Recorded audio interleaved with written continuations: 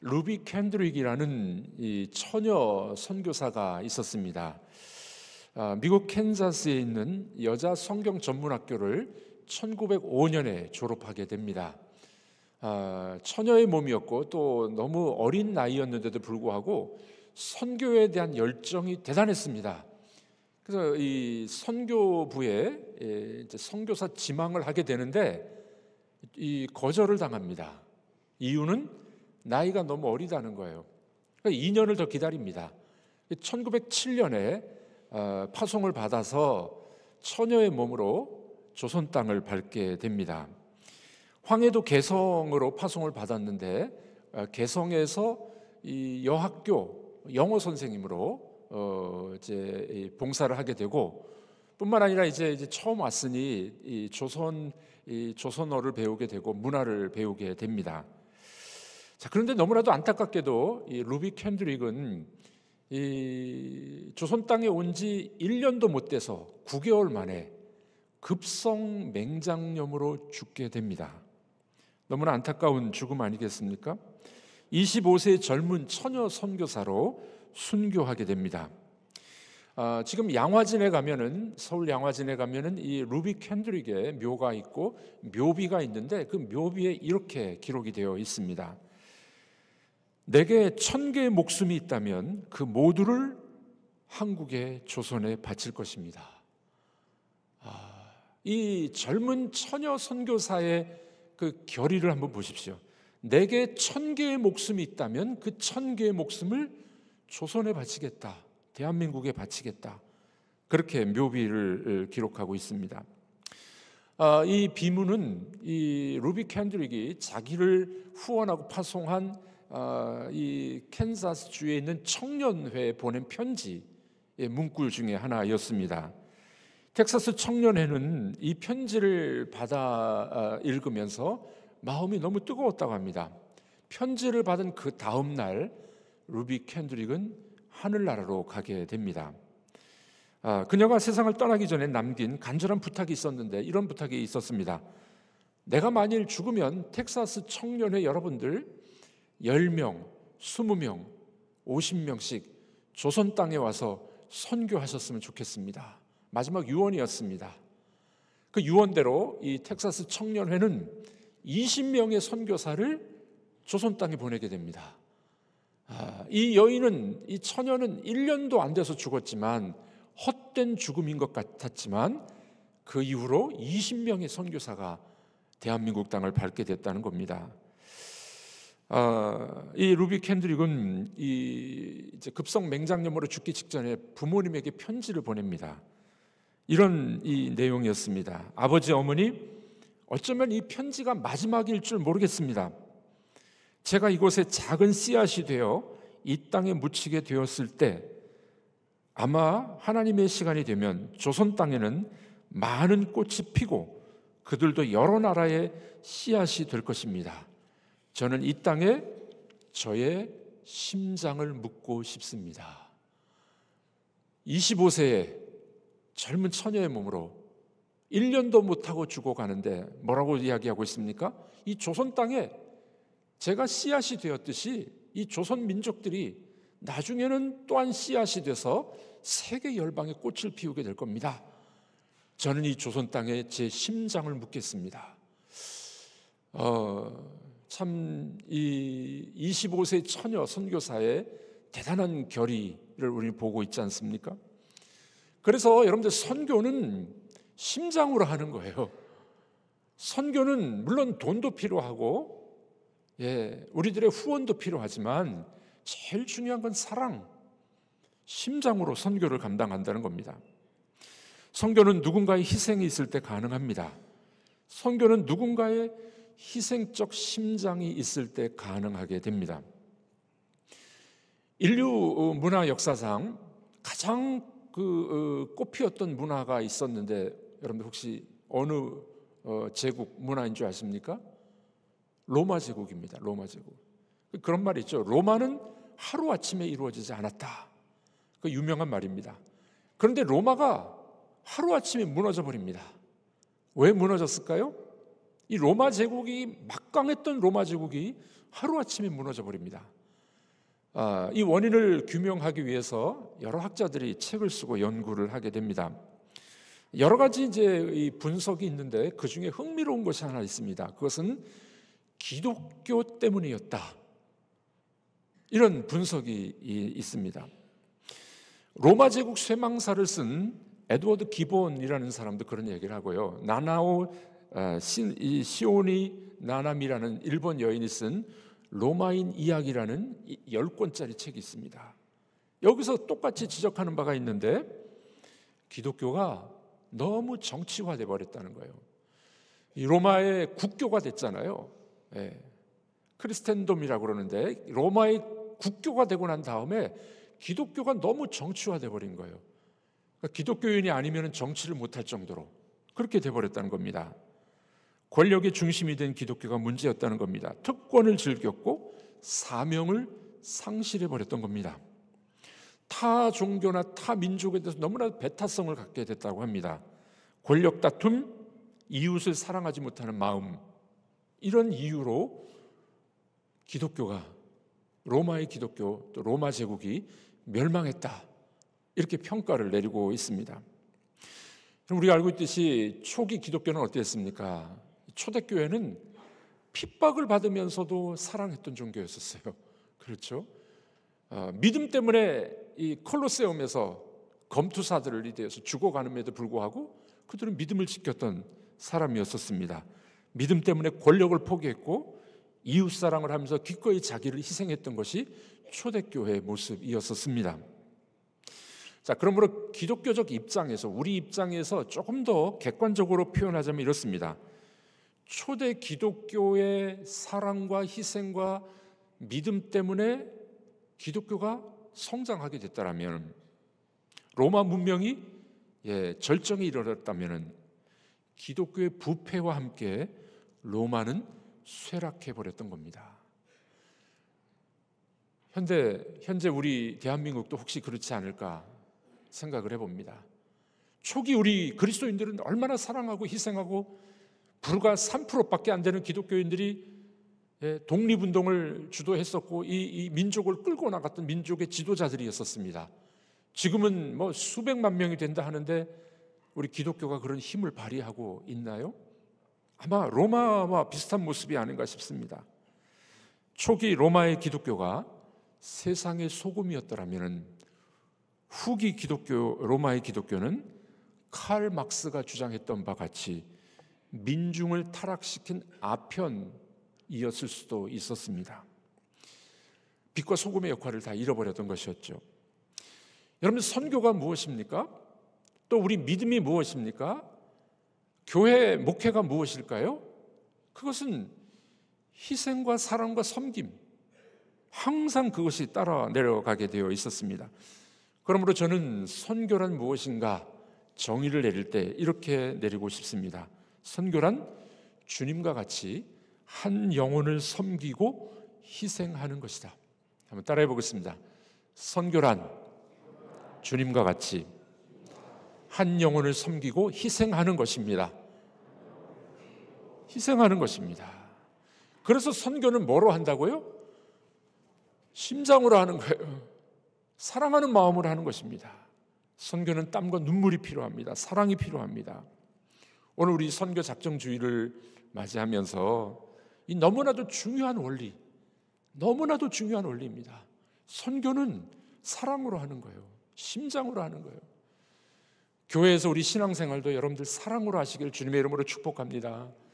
우리 한번 따라해 보겠습니다. 교회는 사랑하는 곳입니다.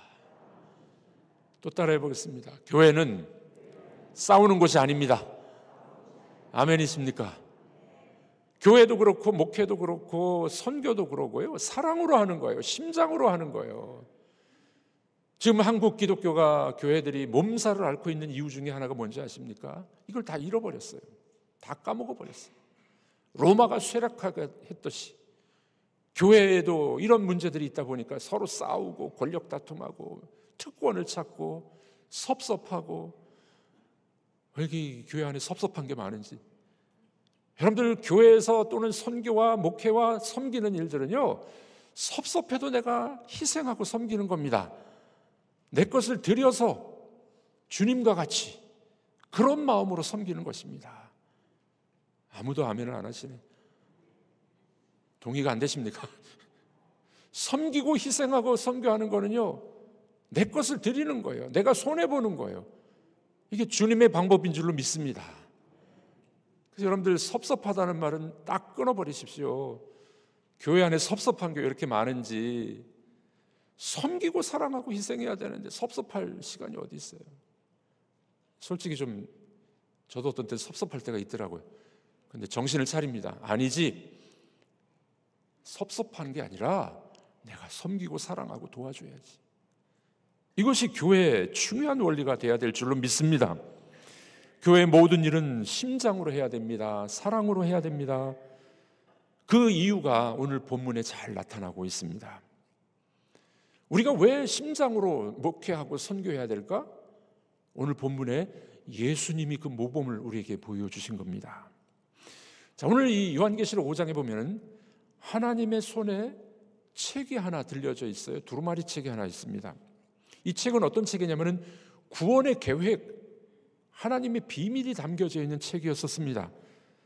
하나님 나라를 건설하기 위해서는 이 책의 내용이 오픈이 돼야 돼요. 그 책의 내용이 실현돼야 되는 겁니다. 자, 그리고 이 책이 여기 나오는 이유가 뭘까요? 그 이유는 바로 이 구원의 계획을 어린 양 예수 그리스도께서 이루어 가시는데 교회가 그걸 따라가라는 겁니다. 예수를 따라가라는 거예요, 교회가.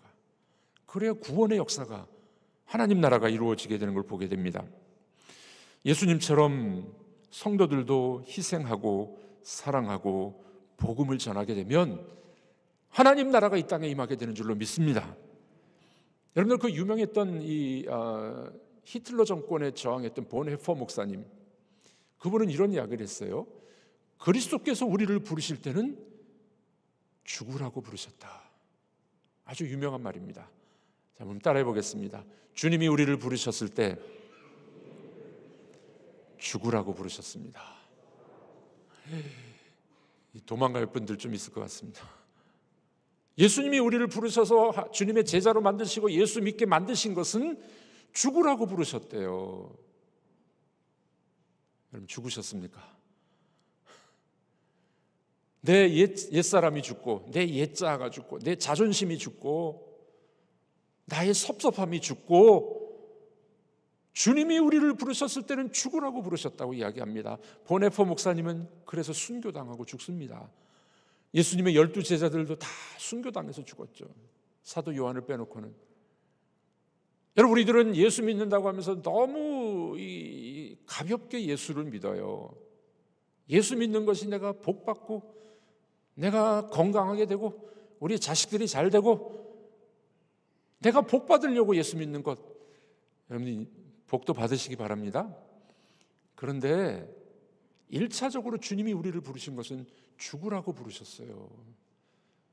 우리 옛자아가 죽기를 바랍니다. 내 분내고 화내는 내 성격이 죽으시기를 바랍니다. 내 욕심과 이기심이 죽기를 주님 앞에 기도하기를 바랍니다. 내 옛자아가 죽고 새 사람이 되어야 됩니다. 나의 자존심도 죽어야 됩니다. 그때 우리는 섬김과 희생의 삶을 살 수 있게 됩니다. 주의 복음은 예수 그리스도의 섬김과 희생으로 이루어지게 됐다는 걸 알게 됩니다. 이것이 바로 선교나 목회의 가장 기본입니다. 누군가는 섬겨야 됩니다. 누군가는 죽어야 됩니다. 누군가는 사랑해야 됩니다. 아주 중요한 원리가 됩니다.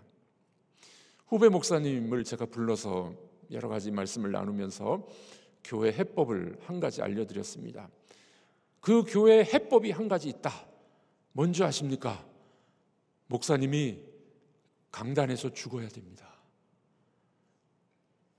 목사님이 강단에서 죽으면 그 교회는 살아납니다.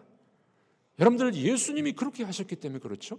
오늘 본문 2절에서 4절 이렇게 말씀합니다. 읽어보겠습니다. 다가 큰 음성으로 외치기를 누가 그 두루마리를 펴며 그 인을 떼기에 합당하냐 하나 하늘 위에나 땅 위에나 땅 아래에 능히 그 두루마리를 펴거나 보거나 할 자가 없더라. 그 두루마리를 펴거나 보거나 하기에 합당한 자가 보이지 아니하기로 내가 크게 울었더니. 네, 그 두루마리 책을 펴거나 보거나 할 자가 없었어요. 사도 요한이 울고 있습니다. 하늘 위에나 땅에나 땅 아래나 그 누구도 이 구원의 책을 펴볼 자가 없었습니다. 그러니 사도 요한은 울 수밖에 없었죠. 너무 답답했던 겁니다. 여러분들, 어린 양이신 그리스도가 계시지 않았다면 우리도 요한처럼 아마도 우는 사람이 될 수밖에 없었을 것입니다. 동물 울음소리를 흉내를 잘 내는 사람 세 사람이 있었다고 합니다. 첫 번째 사람이 자랑을 합니다. 내가 큰 소리로 고양이 소리를 내면은 쥐들이 다 도망간다고. 와, 대단한 능력자였죠. 두 번째 사람이 말합니다. 내가 늑대 소리를 내면은 이 동네 동물들이 다 기가 죽어가지고 도망간다고. 세 번째 사람이 이렇게 이야기합니다. 내가 닭 울음소리를 내면은 해가 떠. 와, 동물이 도망가는 것보다 해가 뜨는 게 얼마나 큰 기적입니까? 우는 게 최고인 것 같아요. 우는 게. 지금 사도 요한은 이 구원의 책이 펼쳐지지 않아서 울고 있었어요. 그때 장로 중에 하나가 말합니다. 울지 마라, 울지 마. 이 책을 펼 자가 있다는 거예요. 누구라고요? 유대 지파의 사자 예수 그리스도 어린 양이 이 책을 펼 수 있다는 거예요. 이기셨기 때문에 펼 수 있다는 겁니다. 예수 그리스도를 유대 지파의 사자라고 이야기하는 이유가 창세기 49장 9절에 나오고 있습니다. 야곱의 노래였죠. 유다의 후손으로 예수가 오시는데 유다 지파를 사자로 묘사하고 있습니다. 우리 49장 9절 한번 읽어보도록 하겠습니다. 유다는 사자 새끼로다. 그의 엎드리고 웅크림이 숫사자 같고 암사자 같으니. 네, 유다 지파를 사자로 비유하고 있는데 유다 지파의 후손으로 메시아가 오신 거예요. 그래서 이 유다 지파의 사자 다윗의 뿌리 그리스도가 이기셨다 이렇게 말씀하고 있는 겁니다. 구원의 역사, 하나님의 역사를 이루어 가시는 분은 유다 지파의 사자였던 어린 양 예수 그리스도라는 걸 보게 됩니다. 우리가 잘 아는 이 크로스비 여사가 있죠. 이분이 참 찬송시를 많이 썼습니다. 우리가 잘 아는 240장 이런 가사가 있죠. 이 크로스비 여인은 맹인이었습니다. 그런데 얼마나 귀한 찬송가를 많이 지었는지 모릅니다. 주가 맡긴 모든 역사 힘을 다해 마치고 밝고 밝은 그 아침을 당할 때 요단강을 건너가서 그의 손을 붙잡고 기쁨으로 주의 얼굴을 배우리. 나의 주를 내가 주의 곁에 서서 배우며 나의 주를 손의 못자국을 보아 알겠네. 여러분, 우리가 천국에 가면은 유다 지파의 사자 어린 양이신 죽으신 예수 그리스도의 손의 못자국을 보고 주님이시구나 알게 될 줄로 믿습니다. 크로스비 여인은 십자가의 흔적, 예수 그리스도의 죽으심으로 인해서 우리가 천국에 갈 수 있고 구원받게 됐고 예수 그리스도 때문에 우리가 그분 때문에 구원받았다는 것을 이렇게 찬양을 불렀던 겁니다. 여러분들, 십자가의 흔적을 갖고 계신 예수 그리스도 어린 양 때문에 우리가 구원받은 줄로 믿습니다. 오늘 본문에 사도 요한은 울었어요. 도대체 구원의 책이 어떻게 열릴까 울었어요. 그런데 그것은 기우에 지나지를 않았었습니다. 바로 어린 양 예수께서 임봉을 떼시고 구원의 책을 펼쳐 보이시기 때문에 그러합니다. 요한계시록에는 어린 양이라는 이 단어가 27번 나옵니다. 그러니까 요한계시록의 이 기둥과 같은 역할은 어린 양이신 예수 그리스도가 한다는 걸 보여주는 것이죠. 그만큼 여러분들 우리 신앙의 중심은 어린 양 예수 그리스도가 중심입니다. 기독교의 중심이고 기독교의 상징은 바로 예수 그리스도인 줄로 믿습니다. 그러므로 여러분 우리가 십자가의 은혜를 예수 그리스도의 구속의 은혜를 깨닫게 될 때 우리가 은혜를 받게 되고 예수님을 바로 알게 될 때 우리는 십자가의 주님을 알게 된다는 것입니다. 여러분 그렇습니다. 우리는 그러므로 어린 양 예수 그리스도를 보고 배워야 됩니다. 우리 신앙의 목표는 예수 닮아가는 거예요. 예수님처럼 살아가는 겁니다. 최명이라는 시인이 이렇게 아름다운 시를 적었습니다. 한번 띄워주시죠. 네. 모든 것은 십자가로 통한다. 어떤 길도 십자가의 길이 아니면 되돌아와야 한다. 어떤 화려한 말도 십자가가 아니면 맛을 잃는다. 우리의 하루하루도 십자가로 시작하여 십자가로 마쳐야 한다. 십자가 터널을 지나 십자가 그늘에서 쉼을 얻어야 한다. 참 아름다운 시 아니겠습니까? 우리 구원도 그렇고 우리의 생명과 우리에게 은혜를 주시는 분은 예수 그리스도이시고 십자가인 줄로 믿으시기를 바랍니다. 그래서 요한은 어린 양 예수 그리스도를 발견하고 울음을 그치는 거예요. 울고 있다가 누가 우리를 구원하지? 누가 이 구원의 책을 펼칠까? 울고 있었어요. 근데 어린 양 예수를 발견하고 난 다음에 울음을 그치게 됩니다. 여러분, 우리 삶 속에도 이런 은혜가 있기를 주의 이름으로 축복합니다. 울고 싶을 때가 얼마나 많습니까? 얼마나 어려움이 많습니까? 그러나 여러분, 울음을 그칠 때가 됐습니다. 예수를 발견하면은 여러분들의 슬픔과 울음이 그치게 될 줄로 믿으시기를 바랍니다. 어린 양 예수 그리스도를 발견해야 돼요. 그분이 이기셨기 때문에 그렇습니다. 그러므로 우리의 눈물이 그쳐지게 될 줄로 믿습니다. 자, 그러면 이 어린 양이 누굴까요? 무슨 일을 하셨을까요? 이것은 복음이 뭐냐는 질문입니다. 어린 양인 예수는 누구고 무슨 일을 하셨습니까? 자, 이걸 알게 되면 우리 목회도 가정도 선교도 날개를 펴게 될 것입니다. 오늘 5절과 6절 말씀인데 아주 중요한 말씀입니다. 5절과 6절 여러분들이 좀 동그라미를 쳐놓으시고 아주 중요한 말씀 꼭 기억하셨으면 좋겠습니다. 5절을 보면은 요한이 들은 말씀이 나와요. 6절을 보면은 요한이 보는 환상이 나옵니다. 들은 말씀이 보는 환상으로 해석을 해주는 거예요. 자, 5절 6절 한번 읽어보도록 하겠습니다. 장로 중에 한 사람이 내게 말하되 울지 말라. 유대 지파의 사자 다윗의 뿌리가 이겼으니 그 두루마리와 그 일곱인을 떼시리라 하더라. 내가 또 보니 보좌와 내 생물과 장로들 사이에 한 어린 양이 서 있는데 일찍이 죽임을 당한 것 같더라. 요한이 들은 말씀은 뭡니까? 다윗적 메시아, 유다 지파의 사자, 막강한 힘을 갖고 온 메시아를 들은 겁니다. 6절은 보는 환상이 5절을 해석해 주는 거예요. 해석을 했는데 어떤 해석입니까? 그 메시아가 유다 지파의 사자와 막강한 힘으로 오셨는데 그분은 죽임당한 어린 양이다. 유대인들은 이걸 몰랐어요. 유대인들은 지금도 다윗적 막강한 메시아만, 정치적이고 경제적인 메시아만 믿고 있어요. 그런데 하나님의 뜻은 뭡니까? 그 메시아는 죽어야 돼. 어린 양이어야 돼. 희생당하셔야만 돼. 그렇게 해석을 해주고 있는 겁니다. 여러분들, 이것은 어린 양이신 예수를 따라가는 우리 성도들에게도 중요한 모범을 보여주고 있습니다. 하나님 나라를 건설하고 교회와 가정을 이끌어갈 때는요, 예수님처럼 어떻게 해요?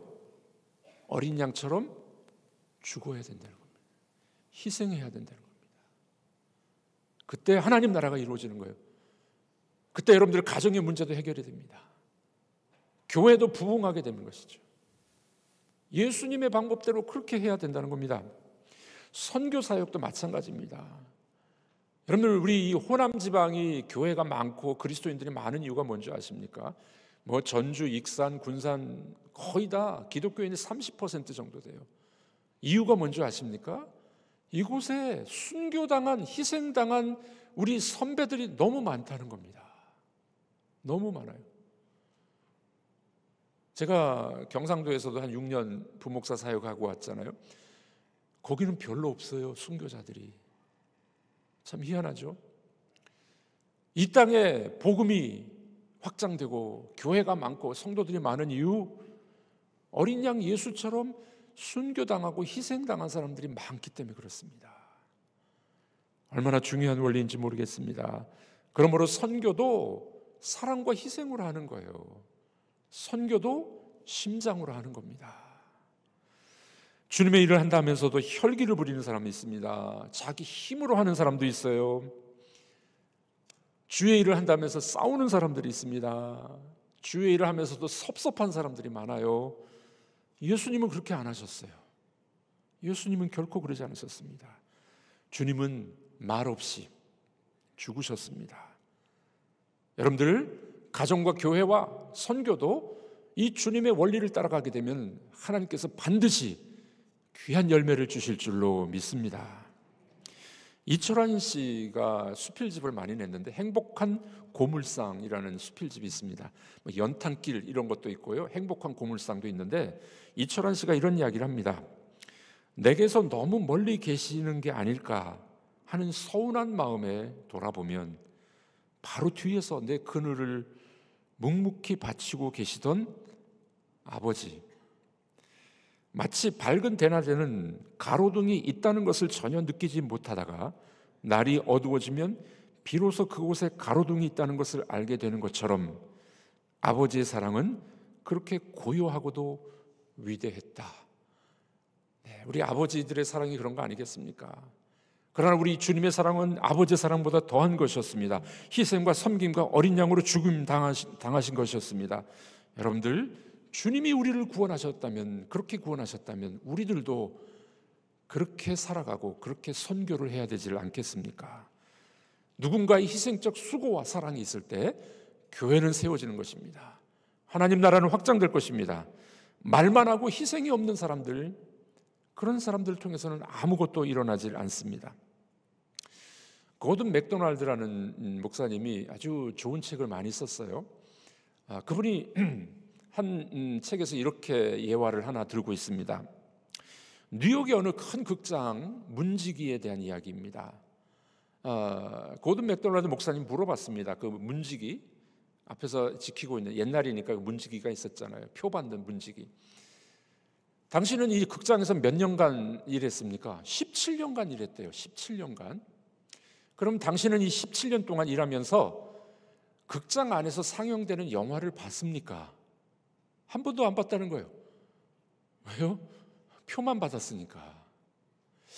자, 여러분들, 이 고든 맥도날드 목사님은 이 비유를 통해서 우리에게 이런 도전을 하고 있습니다. 우리 예수님을 믿은 지 오래됐는데 마치 그 성전 입구에서 표 받는 사람과 같은 사람들이 많다는 거예요.